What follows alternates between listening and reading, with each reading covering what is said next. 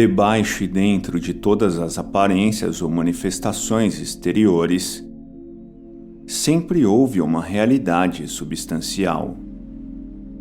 Esta é a lei. O Kybalion.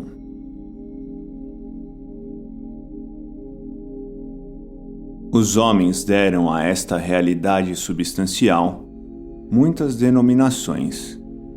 Muitos designaram-na sob o termo divindade, outros chamaram-na a eterna e infinita energia. Outros ainda deram-lhe simplesmente o nome de matéria, mas todos reconheceram a sua existência.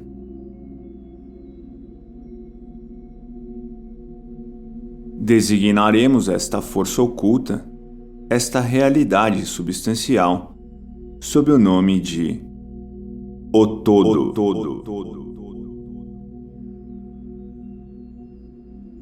O Todo é tudo o que é real. Nada pode existir fora do Todo. O Todo é infinito, porque não há quem o defina. É infinito no tempo ou eterno, porque sempre existiu sem cessar. É infinito no espaço, porque está em toda parte e porque não há lugar fora do todo. É infinito ou absoluto em poder, porque não há nada para limitá-lo, restringi-lo ou acondicioná-lo. Não está sujeito a nenhum outro poder, porque não há outro poder.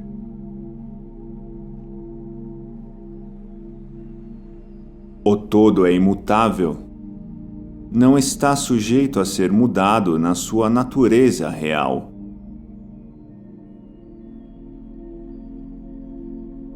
O Todo sendo infinito, absoluto, eterno e imutável, segue-se que tudo que é finito, passageiro, condicional e imutável, não é o Todo. E como não há nada real fora do Todo, todas as coisas finitas não são reais.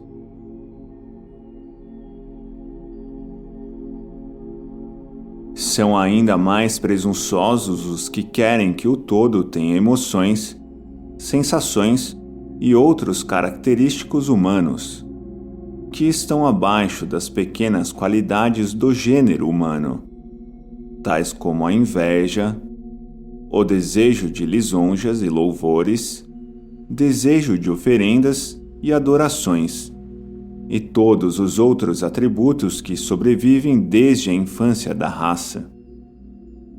Tais ideias não são dignas de pessoas maduras e vão sendo rapidamente abandonadas.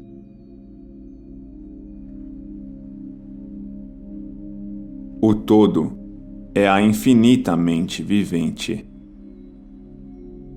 O iluminado chama-a Espírito.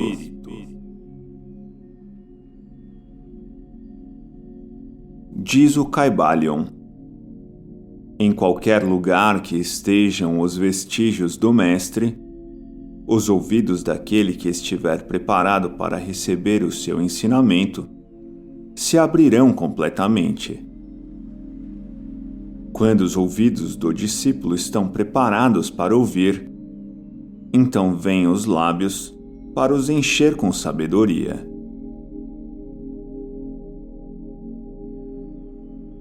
Os princípios da verdade são 7. Aquele que os conhece perfeitamente possui a chave mágica com a qual todas as portas do templo podem ser abertas completamente. O princípio do mentalismo.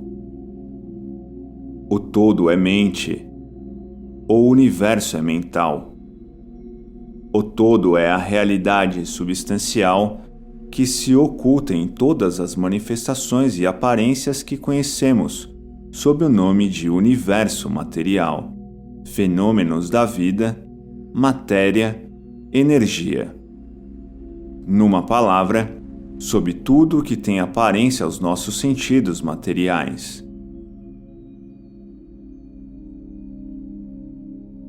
O todo é espírito, é incognoscível e indefinível em si mesmo, mas pode ser considerado como uma mente vivente infinita e universal. O universo, como um todo, em suas partes ou unidades, tem sua existência na mente do todo, em cuja mente vivemos.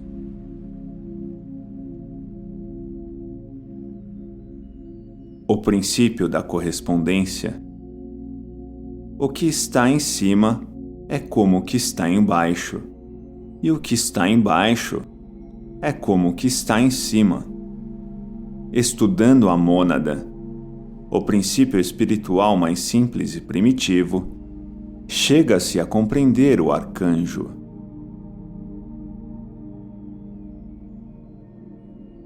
O princípio de vibração. Nada está parado. Tudo se move. Tudo vibra. As diferenças entre as diversas manifestações de matéria, energia, mente e espírito resultam das ordens variáveis de vibração.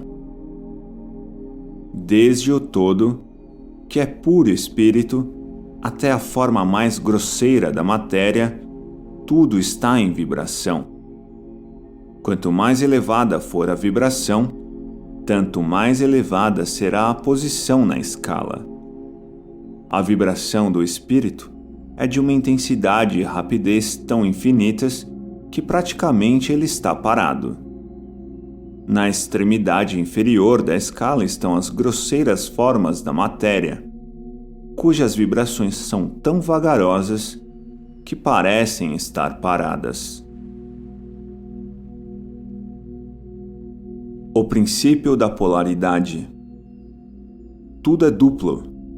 Tudo tem polos. Tudo tem o seu oposto.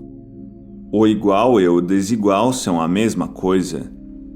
Os opostos são idênticos em natureza, mas diferentes em grau. Os extremos se tocam. Todas as verdades são meias-verdades. Todos os paradoxos podem ser reconciliados. Calor e o frio, ainda que sejam opostos, são a mesma coisa, e a diferença que há entre eles consiste simplesmente na variação de graus dessa mesma coisa. O mesmo ocorre com o amor e o ódio.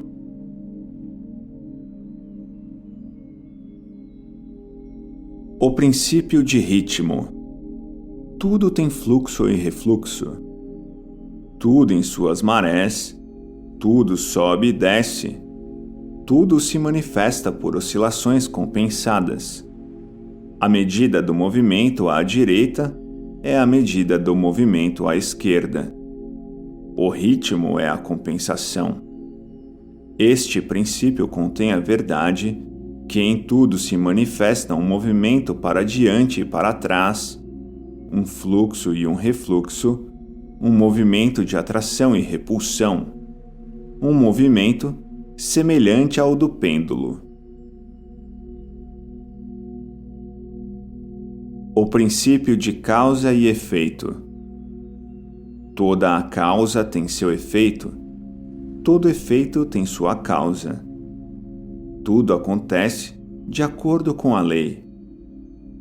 O acaso é simplesmente um nome dado a uma lei não reconhecida. Há muitos planos de causalidade, porém, nada escapa à lei.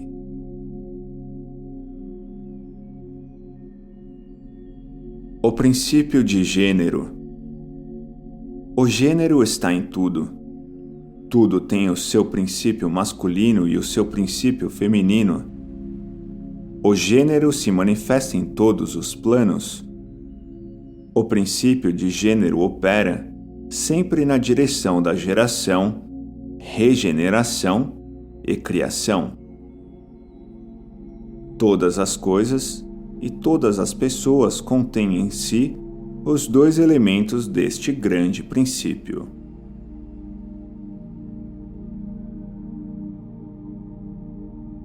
Alguns axiomas herméticos. Para mudar a vossa disposição ou o vosso estado mental, mudai a vossa vibração.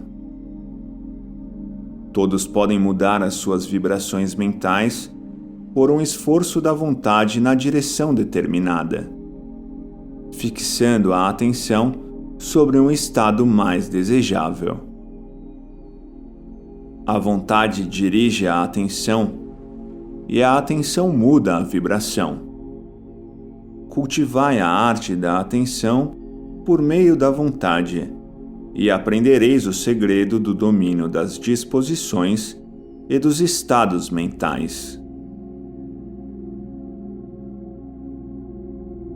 Para destruir uma desagradável ordem de vibração mental, ponde em movimento o princípio de polaridade e concentrai-vos sobre o polo oposto ao que desejais suprimir. Destruí o desagradável, mudando a sua polaridade.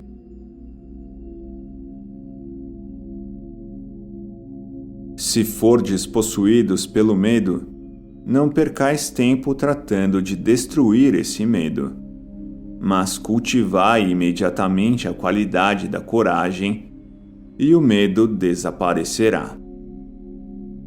Muitos criam as suas mágoas quando puseram-se a vibrar constantemente no polo negativo das coisas.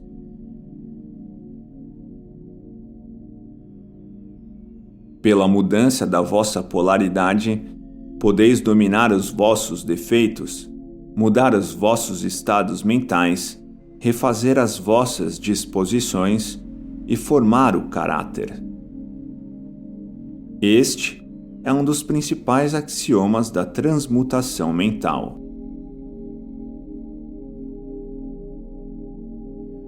A mente, tão bem como os metais e os elementos, pode ser transmutada de estado em estado, de grau em grau, de condição em condição, de polo em polo, de vibração em vibração. A verdadeira transmutação hermética é uma arte mental.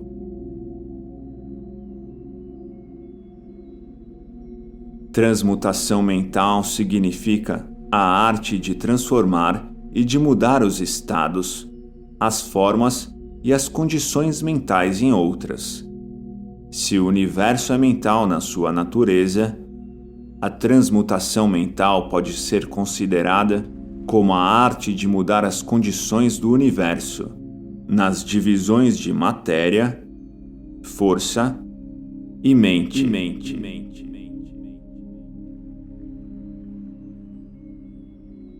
O domínio da polarização é o domínio dos princípios fundamentais da transmutação mental ou alquimia mental, porque, a não ser que adquira a arte de mudar a sua própria polaridade, ninguém poderá influir sobre os que o rodeiam.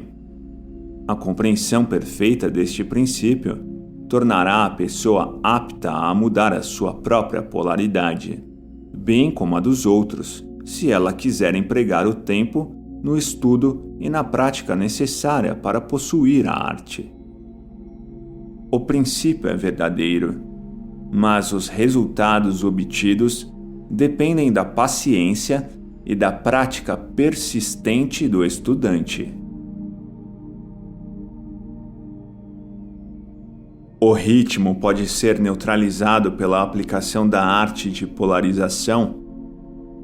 O mestre, elevando-se mentalmente ao plano superior, faz um movimento do chamado pêndulo mental manifestar-se no plano inferior, e ele, estando no plano superior, escapa conscientemente do movimento inferior.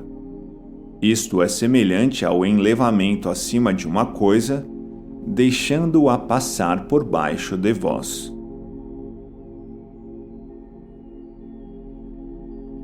O hermetista avançado polariza-se no polo positivo do seu ente.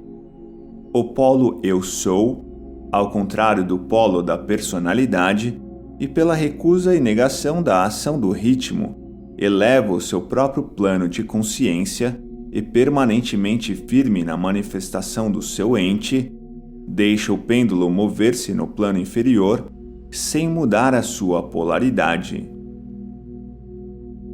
Pelo emprego da sua vontade, alcança um equilíbrio e estabilidade mental quase impossível de ser acreditado pelos que se deixam mover à direita e à esquerda pelo pêndulo mental das condições e emoções.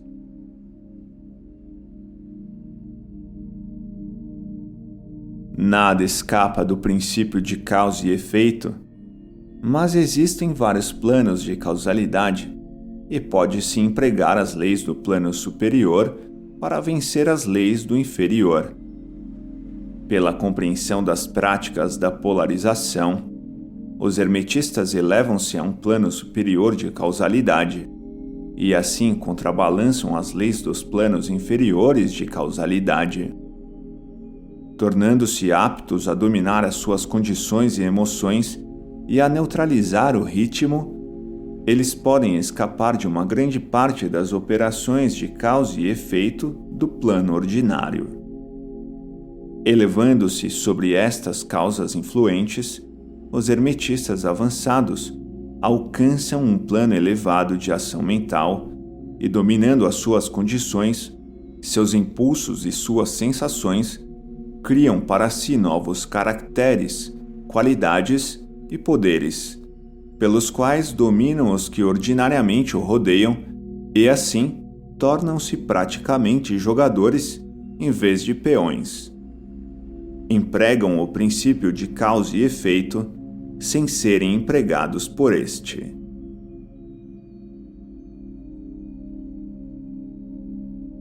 E é assim que a posse do conhecimento, sem ser acompanhada de uma manifestação ou expressão em ação, é como o amontoamento de metais preciosos, uma coisa vã e tola. O conhecimento é como a riqueza, destinado ao uso.